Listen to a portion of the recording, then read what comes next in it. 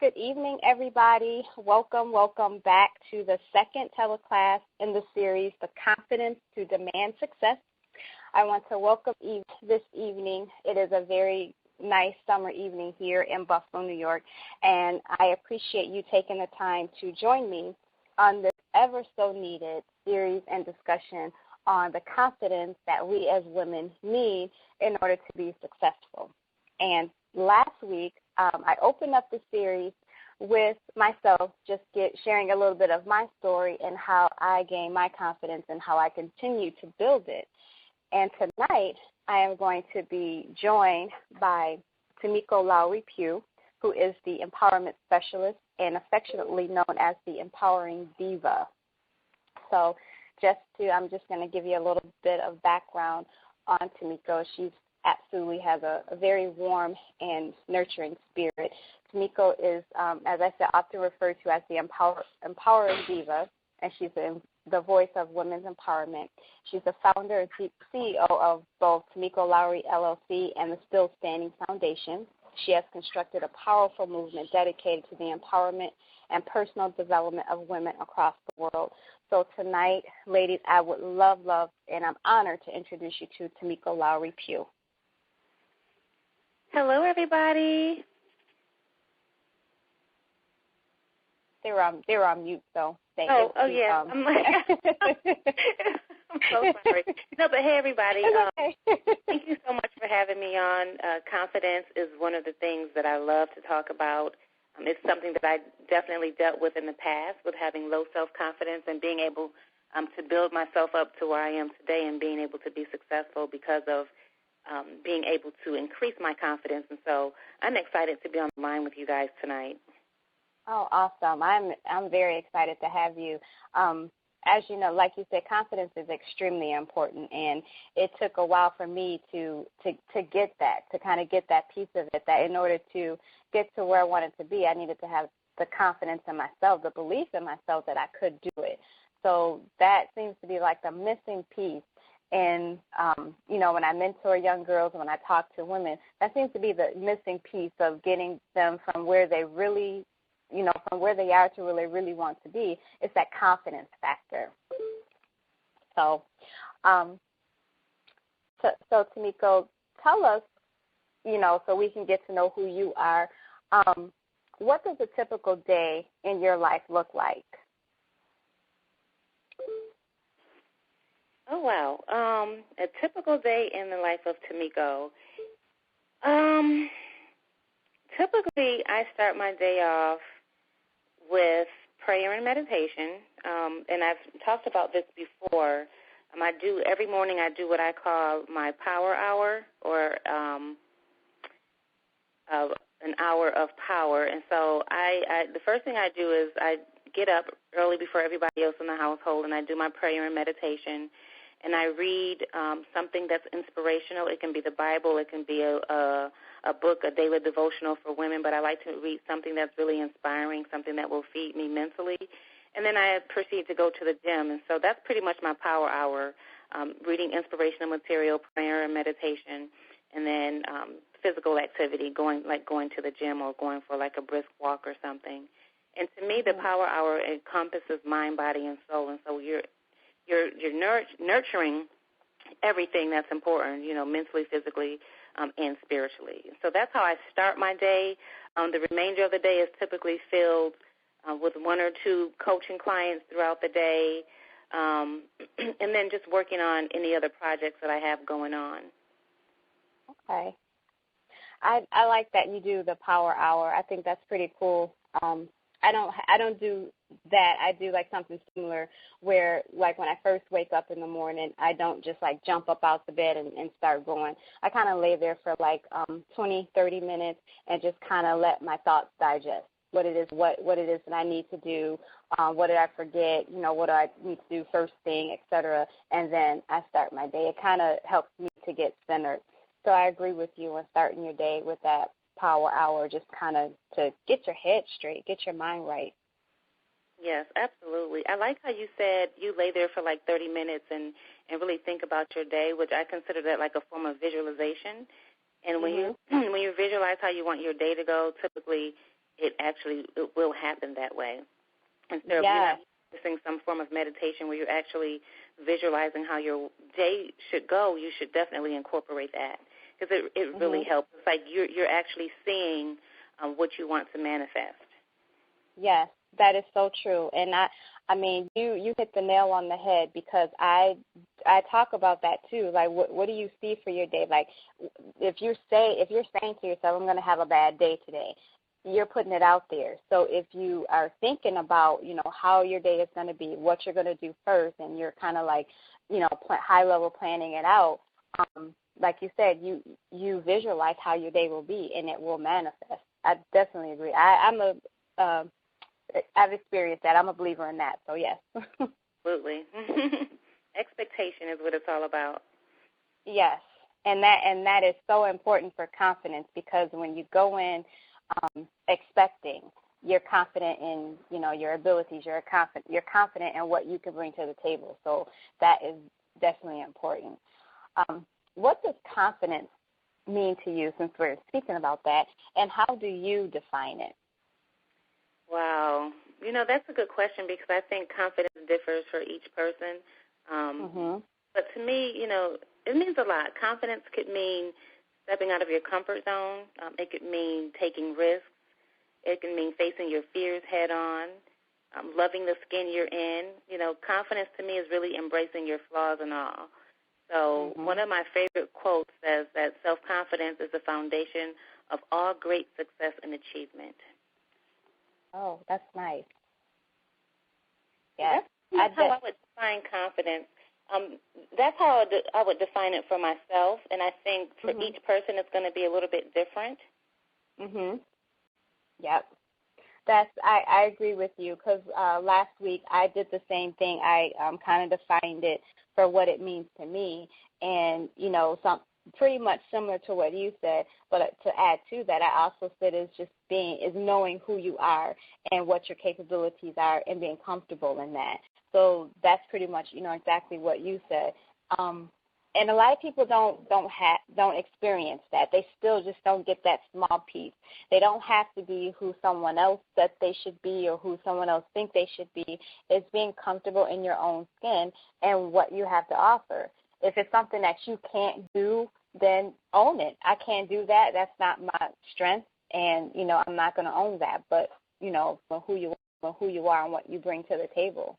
Absolutely. And since you said that, you mentioned strengths and what you bring to the table, it made me think another thing. Confidence is also trust. It's faith and it's belief in yourself and in your abilities. And so you have to have trust and faith in your God-given abilities, your gifts and your talents. A lot of times we don't trust them and we don't have faith in those gifts and those talents that God gives us. But that's part of being confident. Yes.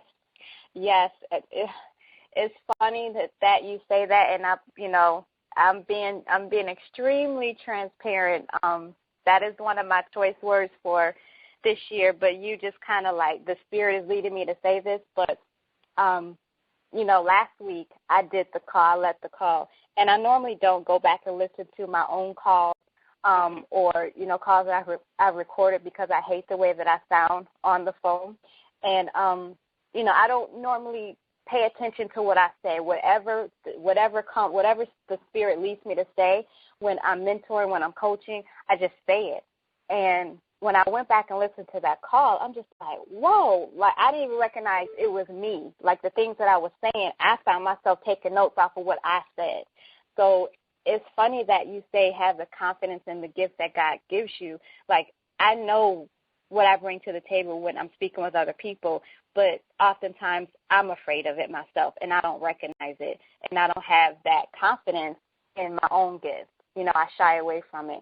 So that is that you are on it with that one. That is so true. Yeah, I think we all have issues with listening to how we sound on the phone and on radio interviews and things like that. But you are phenomenal, so definitely have confidence in what you're doing. You're doing an awesome job. You. If I haven't said it, you are doing an awesome job. And, it's just really knowing what we're good at and the value that we provide, and you're providing value. Thank you. I appreciate that. Where do you think that lack of confidence comes from in so many women? So again, like most of my answers are probably going to be centered around something that I've personally experienced.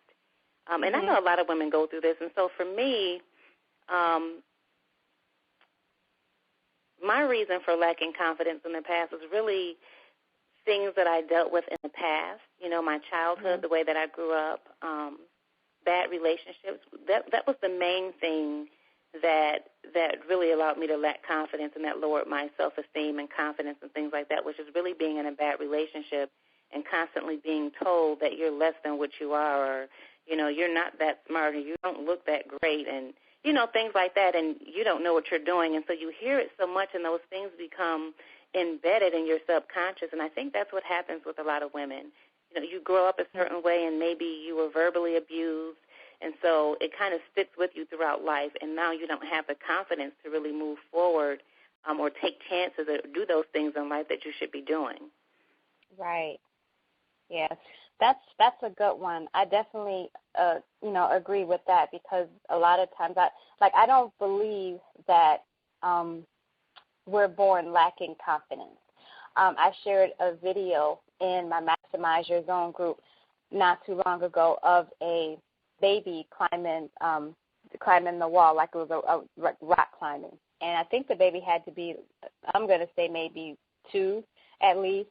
And I'm pretty sure that there was like something underneath, so if the baby fell, she wouldn't be hurt.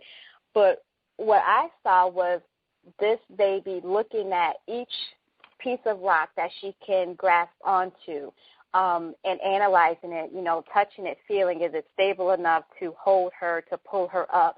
Can she place her foot on this rock over here? Should she place her foot on this rock over here? No one was telling her anything, and this was a baby. So she had the confidence in herself to say, I'm going to choose this step right here, and I'm going to go for it. And if it doesn't work, I'll take a step back and choose another one. So I definitely believe that our lack of confidence, and to agree with you, that it comes from our experiences and our interactions with other people. And to add to that also, other people's insecurities often cause us to lack confidence as well, if we're if we're so open to receive it, I should say, where we have other people who may not believe that a certain thing is possible for them.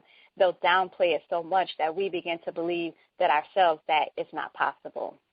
Yes, and that's a good one, and that's a really, really good one. I hadn't thought about that. The other thing, too, is media. A lot of times we look at what's happening in the media, we watch TV, and we compare ourselves to celebrities, and there's really not a comparison, because first of all, most of the time, and this is when I'm talking about confidence now as far as the way you look and things like that. And so we look at media and we see everybody's waist is snatched and everything is put together, the Kim Kardashian butt and, the little small waistline, and people are trying so hard to get that look.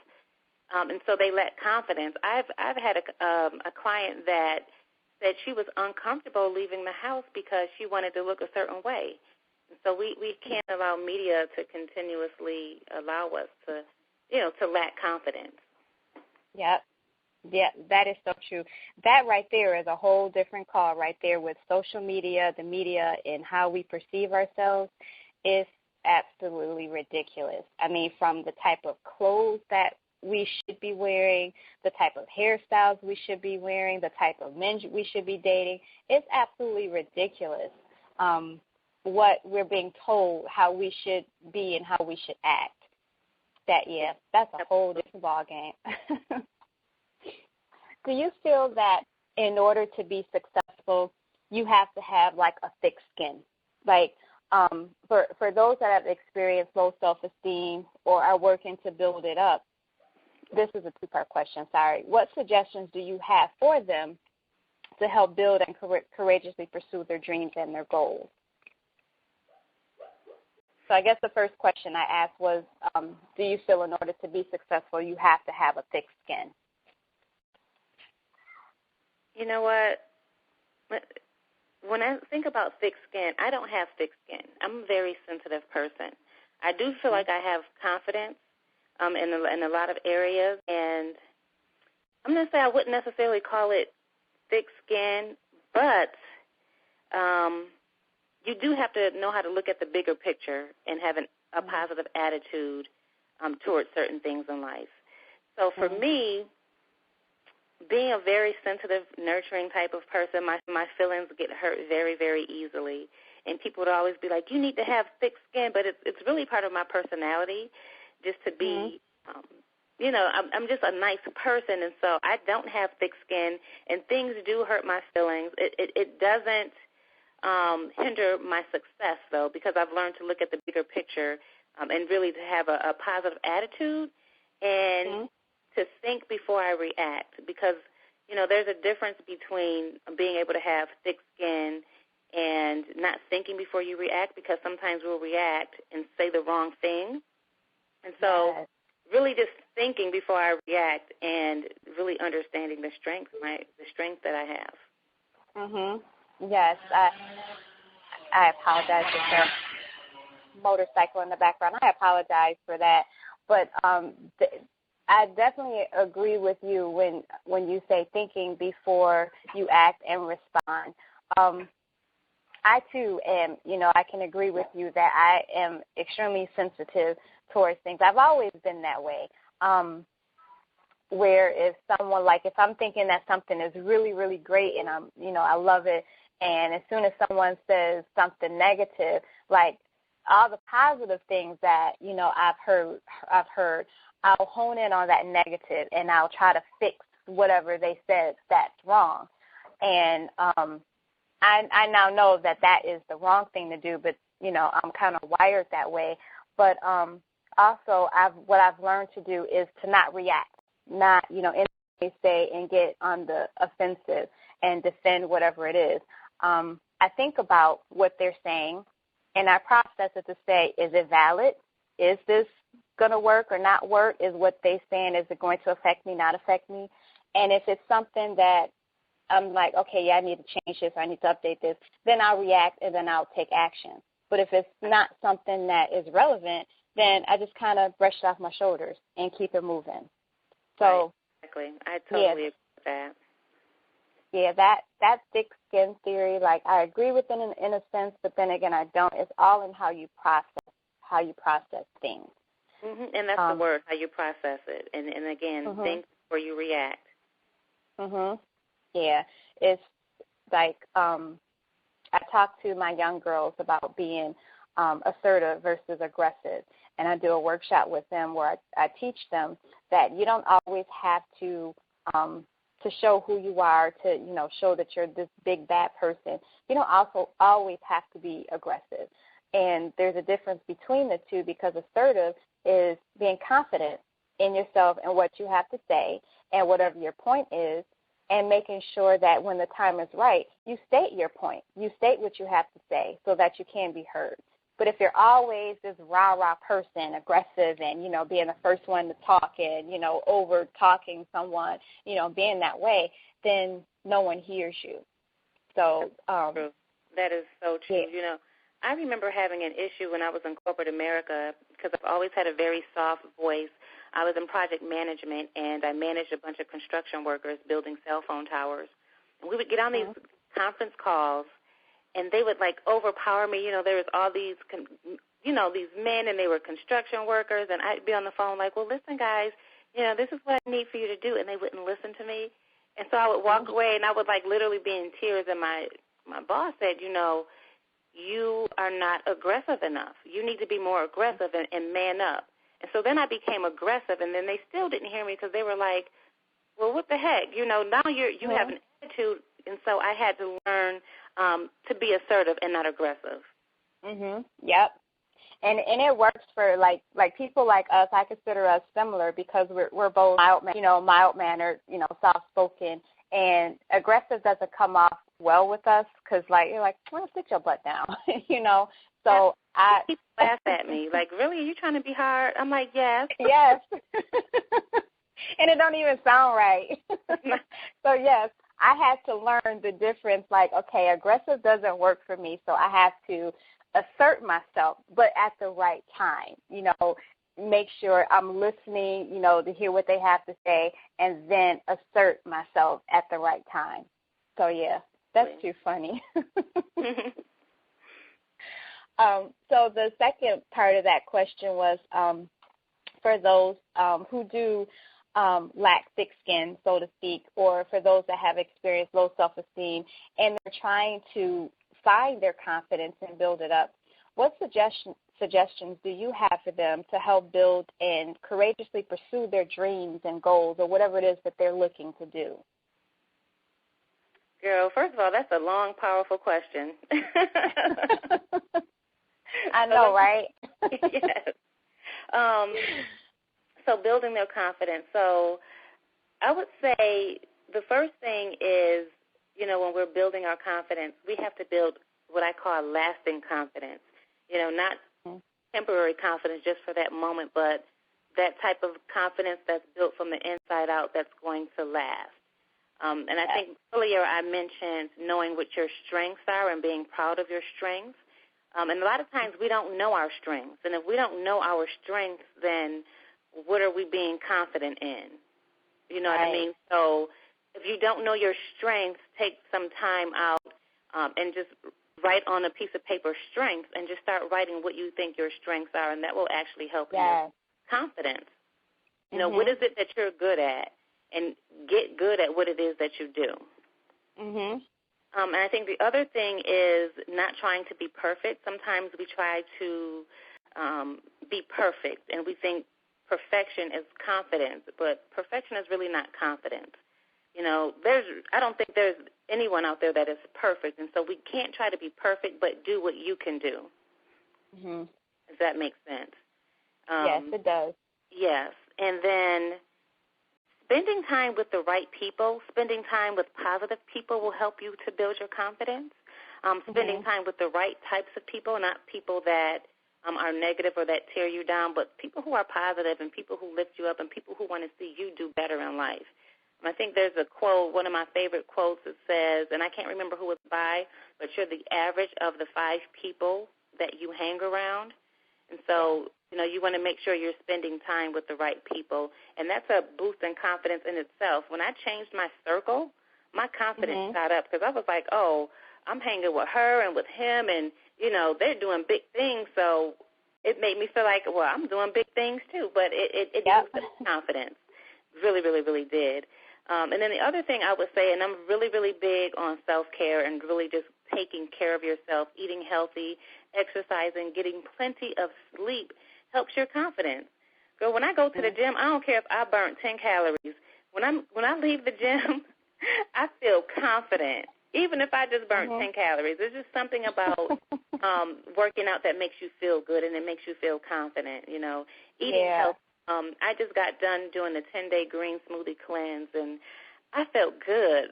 I mean, I saw, my stomach went down, and I was like, I'm all that. So, no. And just really getting sleep. Sleep is so important to us because if you don't get enough sleep, you wake up really irritable, and you don't feel so confident. So getting plenty of sleep. So basically just really good self-care. Really take care of yourself from the inside out.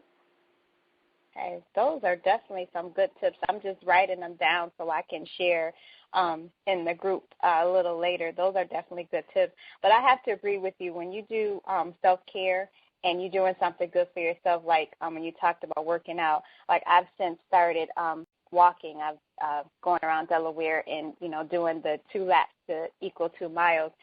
And by the time I'm done, I'm tired and exhausted, but I feel really good because I accomplished something. And I'm like, okay, if I could do that, I could do anything. So it really does. When you set out a goal to do something for yourself and you accomplish it and you do it, it does make you feel really good. So that's like a quick energy and confidence booster, definitely. It is. Oh, you know what? I just thought of something, too. Getting a mentor or a coach or maybe an accountability partner is a really good way as well to help you in the area of confidence. Really somebody that can mentor you, personal development, get yourself a coach, get yourself an accountability partner, someone, that'll be accountable for your goals and you accountable for them. That also helps as well. Yes. that is so on point because if you are, by yourself, I mean, you could be thinking, and this goes along with what you said about getting around the right people. You could be, having the thought that you want to change, you want to do this, you want to conquer the world. But if you're not around the right group of people, the right set of people, then you won't do that because you'll constantly be feeling like you're going in circles. And definitely having a mentor and accountability partner to share your goals and your, what you're trying to do with, because when you speak it to someone else, they hold you accountable because that's what an accountability partner is. But not only that, but you're also speaking it out into the atmosphere. So when you speak it out, it's like it's almost like you have to do it because you're holding yourself. You're holding yourself accountable, and that person, especially if that person is definitely willing to see you achieve and wants you to be successful, they're going to make you do what you're supposed to be doing or ask you why you haven't done it yet. But if you have a partner and both of you are sitting there like, okay, I got this going, we're about to do this, we're about to slapping each other up, and then a month later, you haven't done what you're supposed to do, and they're like, well, girl, don't worry about it. You'll get it next time. No. That's definitely not somebody you want to be accountable with because they're not going to push you to what you want to do. That's true. Yeah. I meet with my accountability partner on Wednesdays, and sometimes when I don't, we give each other homework, and so when I don't do my homework, I'm like, man, I'm going to cancel the meeting. But then it pushes me to say, you know what? She's accountable for me. It pushes me to do it because I don't want to be that one that's like, well, I'm canceling the meeting. I didn't do my homework or, having to make up an excuse. And so it kind of forces me to go ahead and do it. So right. That's the thing about having an accountability partner. But I just love it. I mean, we vibe off of one another, and it's helped me to reach so many goals. And so, if you don't have an accountability partner, get yourself one. Yes, I definitely agree with that. That is so on point. And now, Tamiko, I am so proud of you that you are an Amazon bestselling author of the book Wounds to Wisdom, I'm Still Standing. And I don't think I've had a chance to tell you that is an absolutely phenomenal book. I liked you before I read it, but then after that I loved you because you were so open and honest with your stories. I was like, wow. And you would never know. I'm not going to share here because it's your story, but you would just never know the things that you went through because of how you present yourself, the confidence that you show and that you carry. And I spoke about this on the last call. If you are downplaying yourself on the inside, that will show on the outside, and people will eventually treat you the same way. So it starts from the inside, and, like I said, everything that you went through, I became an admirer because I'm just like, wow, she went through a lot, but you just would never know it. So I would like, for those of you, who don't know, it's, Tamiko shares her personal story of being a survivor of domestic abuse. And, for those that have not read your book, where did the confidence to still remain standing after all that you went through come from? Girl, it was a journey. It has been a journey, and it still is a journey. Every time I have to tell that story, I get nervous, and it takes confidence for me to actually build up and really tell the story.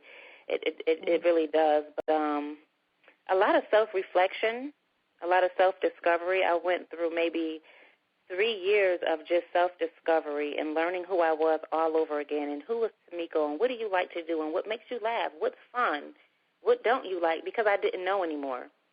I took on my ex-husband's personality, so everything he liked, I liked. Everything he said was cool. I was like, oh, yeah, this is cool, and so I didn't know who Tamiko was, and so I went through like 3 long years of self-discovery, and I'm still discovering myself. There's still times today when something will happen or I'll see something, I'm like, oh, I like that, and I'm like, well, I've been liking that all along, but I kind of pushed it away because I was with this person that, that made me lose myself, and so really self-discovery And knowing that there was a bigger purpose behind my pain. Like, that's when I knew. When I figured out that there was a purpose behind everything I had to go through, my confidence began to increase a little bit more, little by little. You know, and at some point in life, you know, you have to stop playing the victim role. And that's what I had to do. I had to stop playing the victim role and take a step back and really ask myself, okay, Tamiko, what is the lesson in this? What is the lesson in this? There's a lesson behind every single thing that we go through in life. And I had to ask myself that because I was playing the victim role, and even though I was going through that self-discovery, I was still somewhat attracting the same type of people that were kind of verbally abusive, emotionally abusive. And so just really taking that step back, stop playing that victim role and saying to yourself, you know, what is the lesson in this? Wow. I remember when I realized what my life purpose was, my pastor preached on Romans 8:28, all things work together for the good of them that love the Lord, who are called according to his purpose. And the word purpose just kept sticking out, purpose. I'm like, well, what's the purpose? You know what I mean? So I realized God had a greater purpose for everything, and he has a greater purpose for you and for all of us. So, you know, no matter what it is we go through in life, there is a purpose behind it. And speaking of the book, Wounds to Wisdom, I'm Still Standing, I have a scripture for that, and it's Psalm 62:2, you know, and it's, he is my rock, he is my salvation, he is my fortress, I shall not be moved, you know, and then I added on, I'm still standing. So that is my scripture for the book and for my nonprofit, the Still Standing Foundation. So, you know, it's backed by Psalm 62:2. Wow, that's awesome. I didn't know that. Wow. Yes. That's, so, wow. In a nutshell, you know, that's where the confidence came from, really to remain standing. And knowing that there are other people out there that need to hear my story, and if I'm not still standing, you know what I mean, if I'm walking around with my shoulders hunched over and my head down, I can't help anyone. So I know, you know, my purpose is for me to help those other women who are hurting. And if I look hurt, they're not going to want to listen to me. So, you know, it's a constant, like I said, it's still a journey to really build myself up, to tell my story and to know that it's going to have an impact on other people. Yes, I like what you said about, you know, walking around with your head down. No one is going to listen to you. Yeah, you have to definitely fight through and keep your head up, even if you're, you know, like you said, it's a journey, and it still is a journey. But when people see you still fighting and accomplishing and doing and still building your own confidence, that makes them, you know, want to flock to you to find out, what are you doing? How can you help me? So, yeah, I like when you said not playing the victim role, because eventually you have to become victorious. You can't continue to be the victim, because you can't win that way. Otherwise, that other person who held you down, they continue to win. They will continue to win. And ladies, you don't have to look like what you've been through. You do not have to look like what you've been through. Hold your head up high and put a smile on your face and let your light shine bright. Turn down for what? I just have to go back there. Yes, that is so true. And that's one of the things that, you know, with self-discovery is, you know, I have my motto that I have with Learn, Love, and Live with Stephanie is learning who you are, loving what you discover, and living without apology. So that self-discovery, it can happen at any age. It can happen in your teen years. It can happen in your 20s, 30s, 40s, wherever. You're constantly learning things about yourself, your likes and dislikes, you know, what you may have liked a long time ago you no longer like. It's discovering you, constantly in discovery mode. And then as you find out those things about yourself, you learn to love them. You know, no matter what anybody says, if you like peanut butter, so what? You like peanut butter. Love the fact that you like peanut butter. And don't apologize about it. This is who I am. I'm not apologizing. This is what God made. This is who he wanted me to be. So I'm living without apology. So that's something that I don't preach it because I'm not a preacher, but I talk to my girls about that. I talk to my girls about that. I talk to my adult clients about that. It's like, don't be afraid to, you know, if it's something that you want to try, outfit that you want to try, a hairstyle you want to try, go ahead. Be you. And if you do it and you like it, if you don't, you don't. But at least you tried it. At least and don't apologize for it. Yeah, that definitely helps to build confidence because you become you grow into your own skin. You know how like little kids when they first get their teeth in, like the two front teeth, they're really big, and we always say, oh, they got to grow into their teeth. Right. It's yes. like it's like right. It's like you have this shell that God has given you, and you've got all these pieces that of self-discovery to put it together. And it's like as you learn about it, I'll say when you allow yourself to learn, you put those pieces together and you grow into who you're supposed to be. And that's the key, allowing. I like how you said allow, because sometimes we don't give ourselves permission. Yes. We have to give ourselves permission to be great and to allow. So I love that word. But to piggyback on what you said about growing into stuff, this is just a joke. I still haven't grown into my big head. My kids got a lollipop head, so I just wanted to throw that in there. That is too funny. But, I have a big forehead, so. Yes. Give yourself permission to be great. That's definitely that. Yeah. Now, you have achieved so much success with the Still Standing Foundation and as an empowerment coach, speaker, and trainer. Do you mind sharing a time in your most recent journey where your confidence was shaken? Girl, I have so many stories. I mean, even, earlier when I mentioned, even telling my stories, still to this day, my confidence is shaken, and I have to really build myself up. But recently, last year, I had this amazing opportunity to speak at the Georgia State Capitol. I was asked to deliver the keynote speech at the Georgia State Capitol in front of all the legislators, the governor, the state representatives.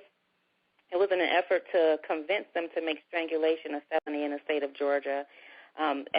Before that, it was just a misdemeanor.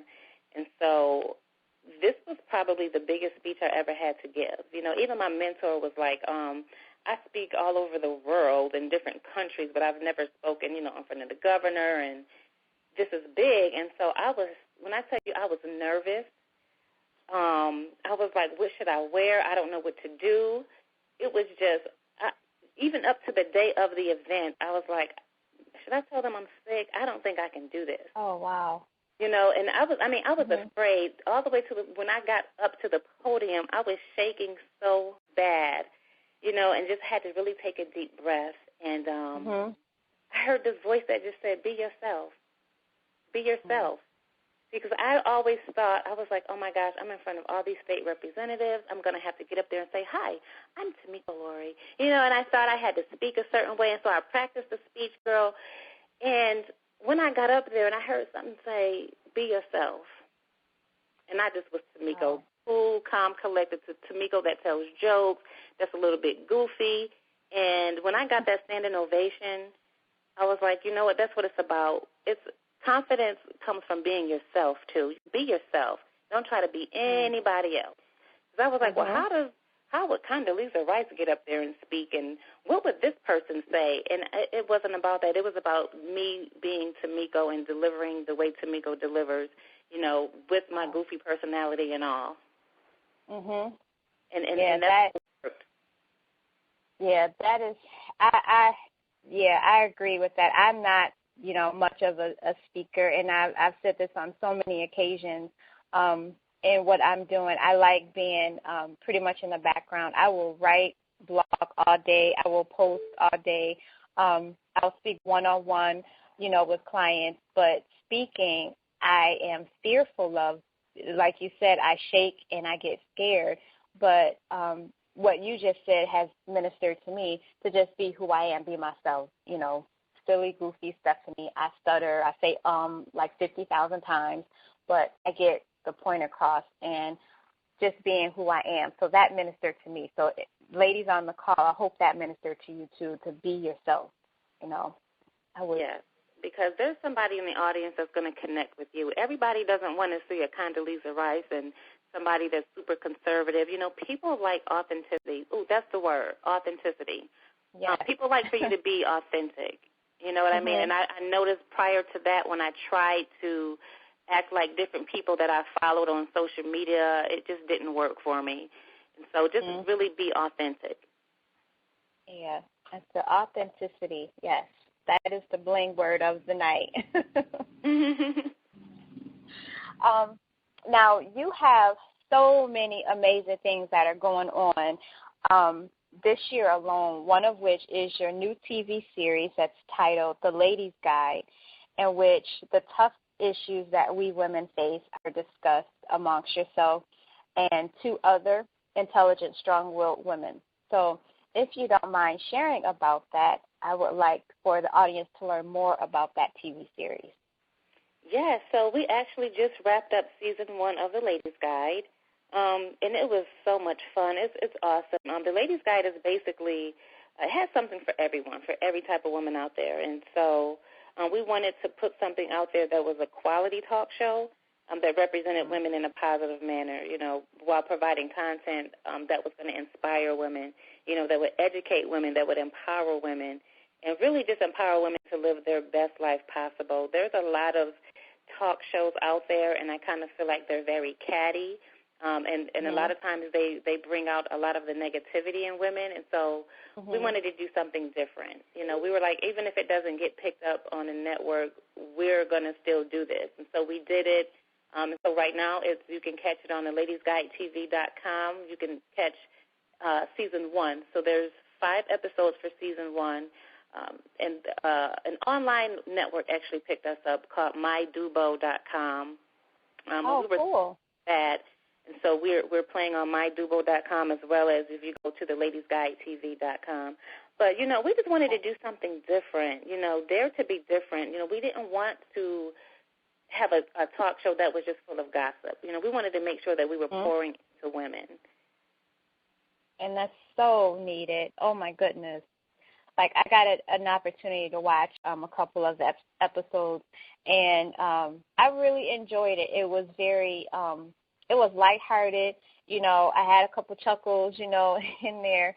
And like you said, it was valued content. And, you know, it wasn't, because we hear a lot of, you know, the gossip and, you know, stuff like that. It was valued content that I could actually use for myself, you know. So that's why I wanted to mention that, because I honestly don't think it got enough play.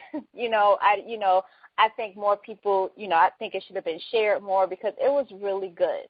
Yeah, I enjoyed it. I think for season, we're planning to start recording season 2 in September, and, you know, we plan to make sure we market it a little bit more, and, you know, we have some other companies that are wanting to help us to promote it a little bit more. So we're hoping that it really takes off. This season we only did it for 15 minutes. You know, we were testing it out. And so next season we'll do 30 minutes. We'll have guest experts come on, but we're definitely still going to keep it positive, keep that positive vibe flowing. Also, you know, add a little bit of fun to it as well. Okay, cool. I like that. I'm going to share those websites in the group as well. So you said it's ladiesguidetv.com. And that's mydubo. How are you spelling Dubo? So the website is, I think it's The Ladies Guide, yes, theladiesguidetv.com. And then the network we're on is called MyDubo, MyDubo, Dubo. Okay. MyDubo.com. Okay. I'm going to share those in the group. So in the Maximize Your Zone group, you know, for everyone that's on the call, I keep referring to Maximize Your Zone. I apologize. I didn't share exactly what that was in the beginning of the call. Maximize Your Zone is a movement that I created. It is for women who are doing just what we're talking about, discovering themselves, and they're, you know, building and courageously looking to enter their next level. They're tired of the rat race of going from A to B all the time. They're ready to conquer C, D, and E, and so on and so forth. But they've been afraid to, you know, for fear of ridicule, for fear of, you know, someone saying they can't do something, or whatever the case may be. maximize your zone is pretty much taking opportunities that are sitting right in front of you and maximizing them, taking advantage of them to get you to that next level. It's kind of like, to go back to the baby, when I talked about in the beginning of the call, climbing the rock, it's like, she's got, she has those little steps and pegs right in front of her. She just had to figure out which ones were the best for her to grab onto to get her to where she needed to be. And that's pretty much what maximizing your zone is. It's not, so much as going out of your comfort zone, because a lot of people get that confused with what I'm saying. You're still working within your comfort zone, but it's like taking those steps so that you can get out of it. And I just shared this, I'm sorry, I'm jumping off topic, but this is so on point. I just shared with a client this week about her comfort zone. And she's like, people are telling me I need to get out of my comfort zone, but I don't know how, I'm afraid, blah, blah, blah. So I had to kind of dig back to figure out, okay, how do I help her with this? Because for me, getting out of your comfort zone is understanding where you are. You can't you can't jump from one side of the street to the other. You have to walk across. Or you can run across, but you can't jump across the street. So I equate that to your comfort zone. It's like taking one step at a time to get to the edge of your comfort zone, or so to speak, or across the street. Once you are at that edge, then you're able to exit because you've done all that you can do in that nucleus or in that circle, and now you're ready to get to that next level. So maximizing your zone is helping you to take advantage of what surrounds you, the opportunities in front of you, so that you can get to that next level. So the Maximize Your Zone group on Facebook is a community of women who are doing just that. They are seeking accountability. They're seeking empowerment. They're seeking, a group of women that's like them. So if you are interested in joining, it is just that, Maximize Your Zone, and we are on Facebook. So I'm sorry, Tamiko, were you going to say something? I'm sorry. No, I was just saying it's awesome. I mean, I love the whole concept of Maximize Your Zone. I think it's something that's needed, and I love it. Thank you. Thank you very much. It was born of, one of my ideas that initially I, too, was, that confidence wasn't there. I was afraid to launch it, to talk about it, because, it was like, well, what are people going to think? I work with girls for so long, and I'm known in the community for, my girls program. What are they going to think? What is this she's doing now type of thing. But like I said, I didn't realize I was actually maximizing my own zone until, it was pointed out to me. So it's like I said, it's a movement, and I try in the group, and everywhere I go, I try to be transparent, because I can't tell them they need to maximize their zone or they need to get out of their own comfort zones if I'm not doing it myself. So in everything that I do, in every discovery that I find about myself, like a strength or a weakness, I exploit it for myself, and I tell them, this is what I found out, and this is what I did to conquer it. And that kind of helps, the women that I mentor, and hopefully the women in the group as well. Yeah, so, that's awesome. Yeah. We definitely have to make sure as coaches, too, that we're applying that stuff to our daily lives. And one of the things I do, I create programs. I'm really good at creating content, and I'll create like a program, but I'll actually put myself through the program first. So I'm doing something on goals or self-confidence. I actually put myself through the 6 weeks before I put it out there, for my clients to purchase it.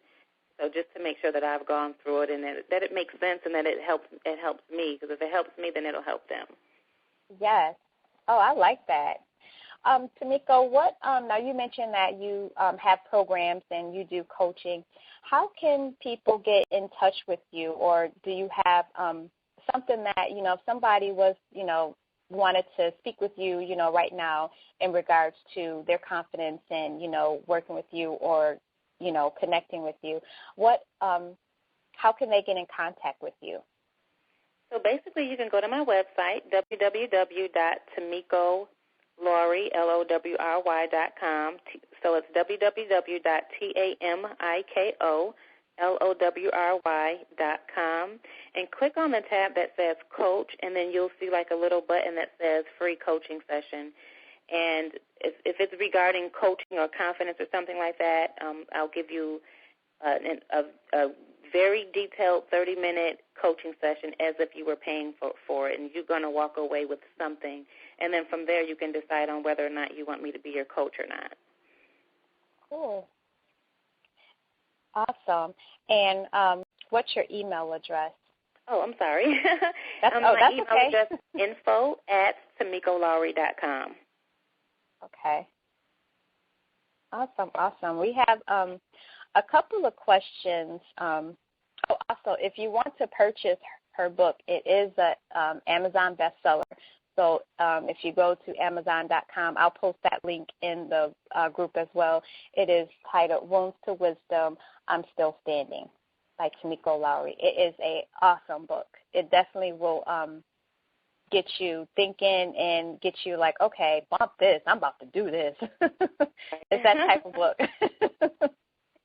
I do have a couple of questions in the group, so I'm just going to, at this time, if you do have questions for Tamiko or myself, if you press 5* on your phone, I'll be able to see the question mark come up next to your phone number, and I will unmute you and you can ask your question.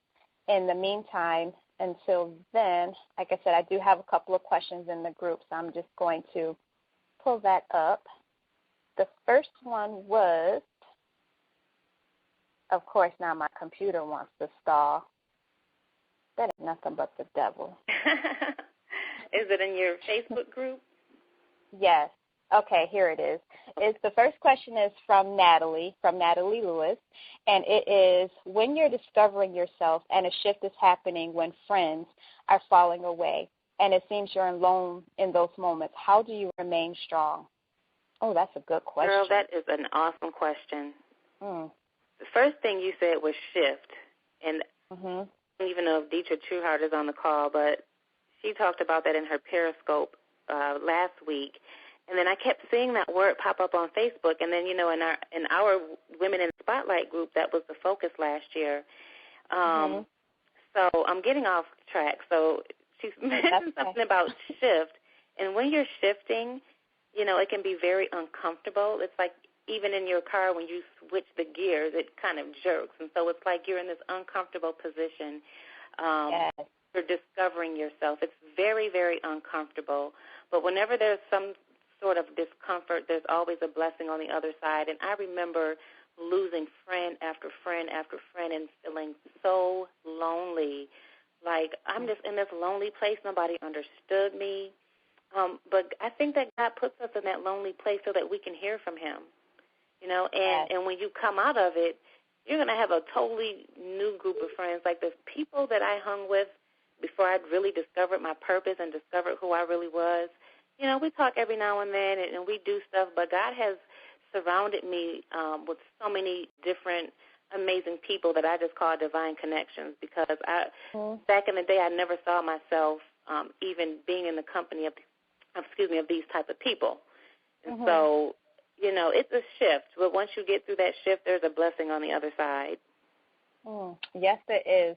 And to piggyback off of that, definitely when you start coming into your purpose and owning it and start voicing it, not necessarily keeping it on the inside, and those people start to fall off, oh, my God, it hurts, because it's always people that you think that are there that will always be to support you, and they've been your ride or die since day one.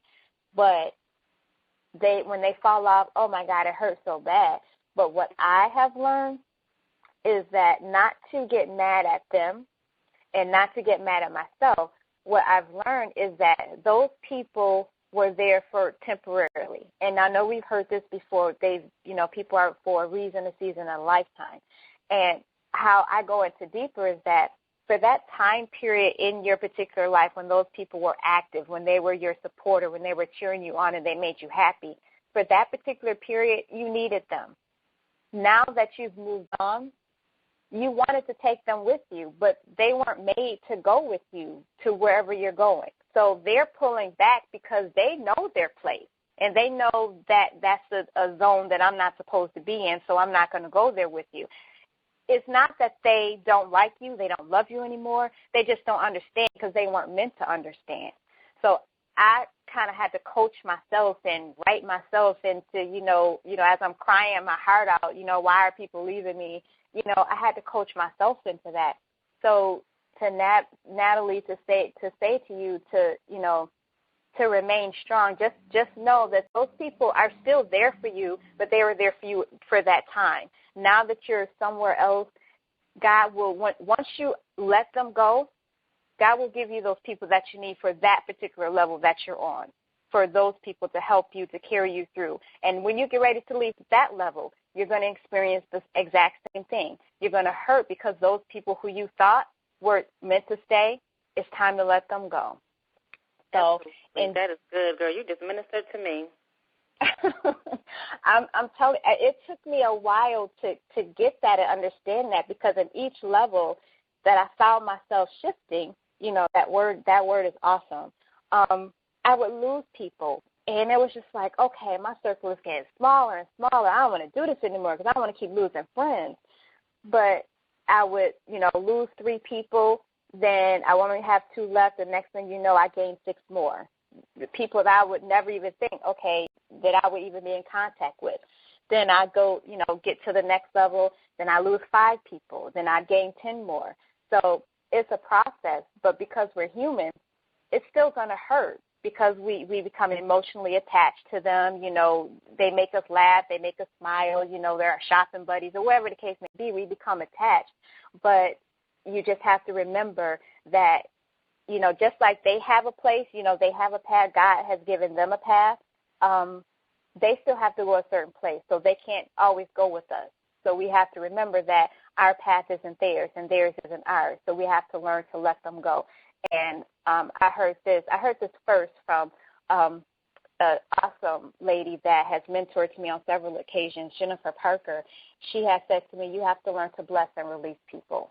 And once she said that, I remember I was talking to her about a situation, and once she said that to me, it just like the calmness, the peace just came over me to bless and release them. And that's what you have to do with people as you begin to lose them. Don't fault them. Don't get mad at them. Just know that they've done all they can to get you to where you need to be at this very moment. That's good. Yeah. Thank you. There was another question, and this one was from Tamiko, and her question was, oh, come on, slow computer. Do you recommend we pick a close friend as an accountability coach? So when you say, do you mean accountability partner? I'm assuming she means, do you recommend a close friend as an accountability partner, or if they're already a coach? Maybe that's what she means. So yeah, maybe a partner. I'm thinking a partner or coach. And if they are a coach. So here's what I've experienced. In my experience, my friends don't reprimand me the way I need to be reprimanded, and so if I reach out to another coach or someone who has the same goals that I have, or we have similar goals and we're both trying to get to another level, that works better for me. I think as friends, we're a little bit more lenient on each other. And so even with me, with my girlfriends, if she's my accountability partner, we're going to end up drinking a glass of wine, or we might get off track. And, I don't think the focus is always there. And so if you can find someone that has similar goals to you that you can have as your accountability partner, I think that would work. Yep, I agree. I was going to say that too. Having a close friend is that's hard because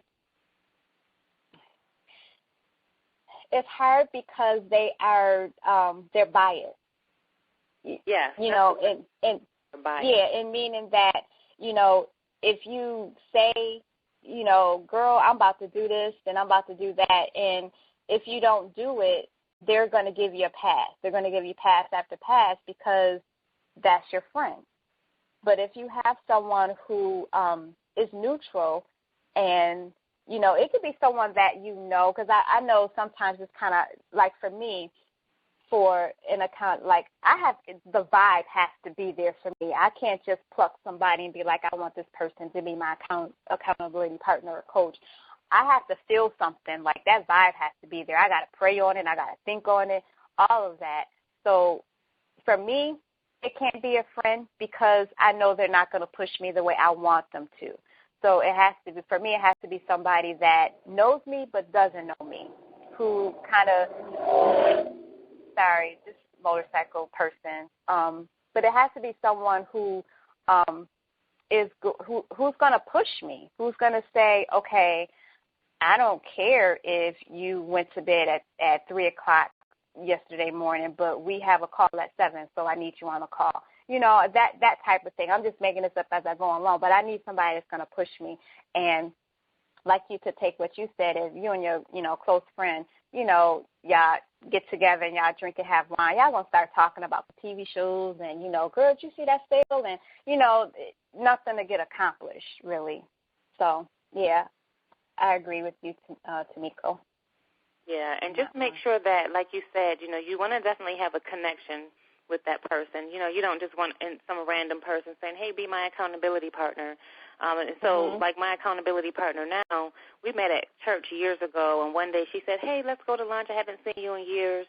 And we kind of connected, and she had these awesome goals, and, you know, we were talking, and I just said, you know what, do you want to be my accountability partner? She was like, yes, I'm so glad you asked me, and we hugged, and it was a great connection. And so make sure, you know, you have a great connection. You can connect with that person. Yes. Yep. Definitely agree. Definitely. And hopefully we answered your questions, lady. Oh, they were in the group saying, yes, that was good. Oh, good. Awesome. Do we have any more questions on the phone? Just press 5 star on your phone. And yes, Deetra Trueheart is on the call. Hey, Deetra. We can't hear you, but hey, girl, hey.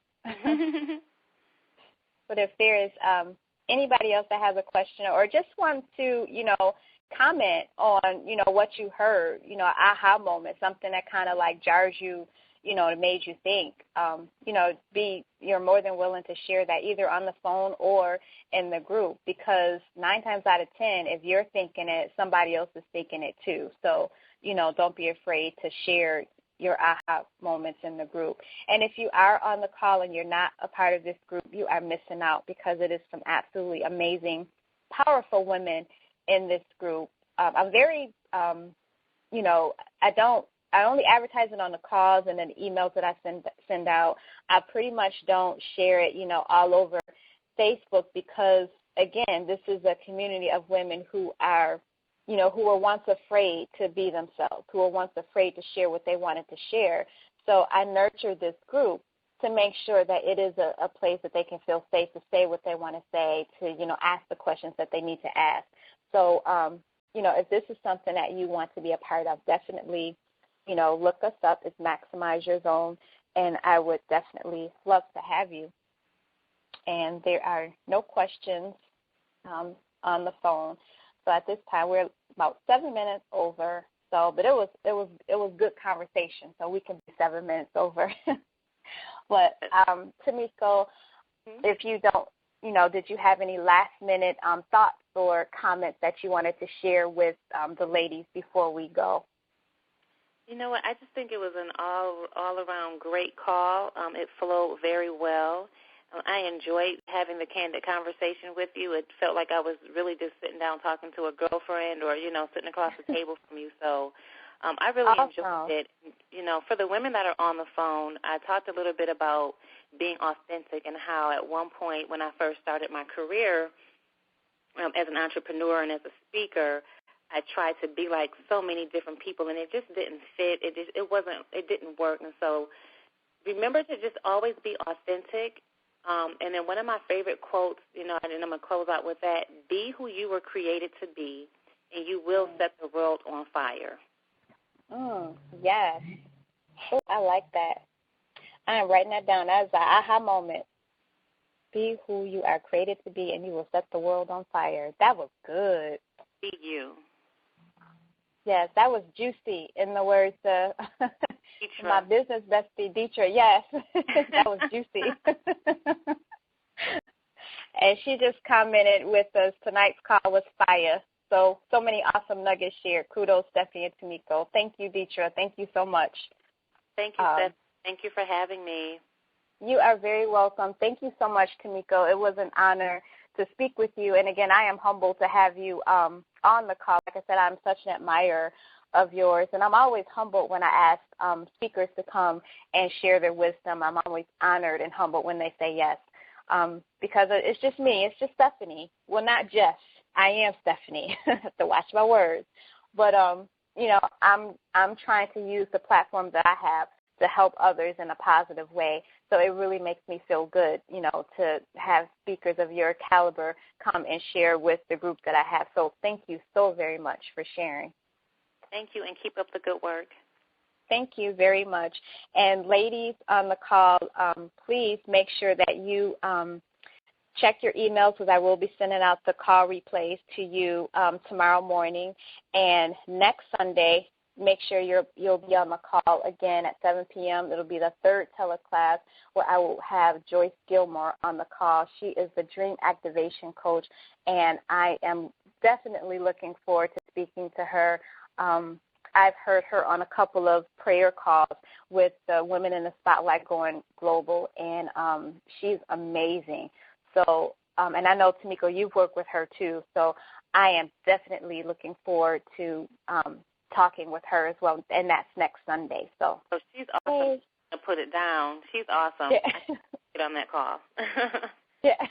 Yes, I'm definitely looking forward to that. So thank you, ladies. And like I said last week, there were some gentlemen who had logged into the call. They had signed up to the email list. So confidence knows no gender. So ladies and gentlemen, if you are on the call, thank you very much for joining me tonight. I so appreciate you, and hopefully you will be on the call next week, next Sunday at 7 p.m. If you have any questions, you can email me at Stephanie@learnloveandlive.com, or if you're in the group, you can shoot the question in the group, and I'll be more than happy to answer for you. Thank you very much, everyone. Have a great and blessed night.